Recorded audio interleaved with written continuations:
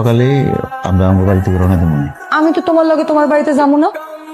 যেই বাড়িতে আমার কোনো মান সম্মানই নাই সেই বাড়িতে যে আমি কি করবো? কথা মানে যে বাড়ি সেই বাড়ি কি এটা কি ধরনের কথা বলতেছে এগুলো? ওই বাড়ি তোমার বাড়ি না, ওটা তো তোমার সংসার নাকি? কোনটা আমার সংসার? যে সংসারে তোমরা কেউ আমার কোনো কথা শোনো না, সবাই একসাথে মিললে আমার ভুল ধরতে থাকো। আর তোমার কথা আর কি বাকো, তুমি তো তোমার মায়ের কথায় উঠো আর বসো। আমারে কিন্তু শুধু শুধু ভুল বুঝতেছে বললাম।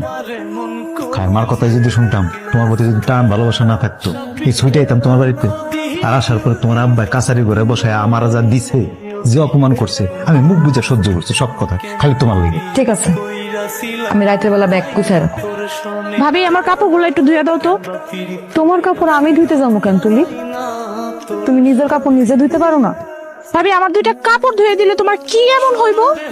নাকি ভাইজান তোমার নিজে গিয়ে নিয়ে আসছে বললে দেমাকে তোমার মাটিতে পা পড়তেছে?